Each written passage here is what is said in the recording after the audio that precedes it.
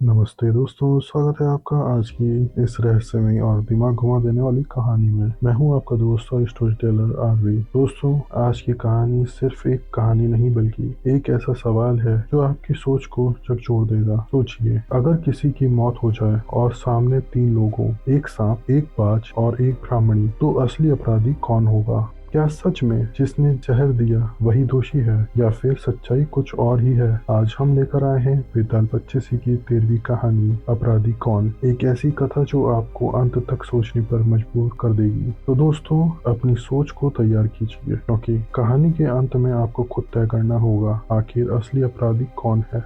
बनारस में देवस्वामी नाम का एक ब्राह्मण रहता था। उसके हरिदास नाम का एक पुत्र था। हरिदास की बड़ी सुंदर पत्नी थी, नाम था लवयंती। एक दिन वे महल के ऊपर छत पर सो रहे थे कि आधी रात के समय एक गंधर्व कुमार आकाश में घूमता हुआ उधर से निकला। वह लवयंती के रूप पर मुग्ध होकर उसे उड़ाकर ले गया। जागने पर हरिदास ने देखा कि उसकी स्त्री नहीं है, तो उसे बड़ा दुख हुआ और वह मरने के लिए तैयार हो गया। लोगों के समझाने पर वह मान तो गया, लेकिन यह सोचकर कि तीरथ करने से शायद पाप दूर हो जाए और स्त्री मिल जाए, वह घर से निकल पड़ा। चलते चलते वह किसी गांव में एक ब्राह्मण के घर पहुंचा। उसे भूखा देख ब्राह्मणी ने उसे कटोरा भर कर खीर दे दी और तालाब के किनारे बैठकर खाने को कहा। हरिदास खीर लेकर एक पेड़ के नीचे आया और कटोरा वहां रख तालाब में हाथ मुंह धोने गया। इसी बीच एक बाज किसी सांप को लेकर उसी पेड़ पर आ बैठा और जब वह उसे खाने लगा तो सांप के मुंह से जहर टपक कर कटोरे में गिर गया। हरिदास को कुछ पता नहीं था, वह उस खीर को खा गया। जहर का असर होने पर वह तड़पने लगा और दौड़ा दौड़ा ब्राह्मणी के पास आकर बोला,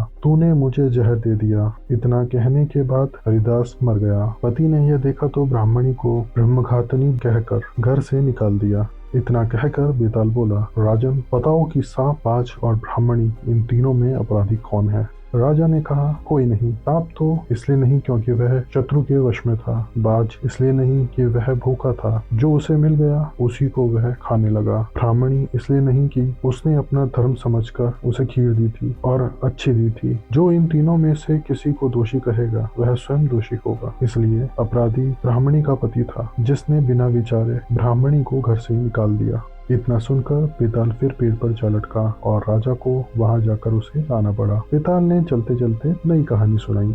आप सुन रहे थे बेताल पच्चीसी की 13वीं कहानी, अपराधी कौन।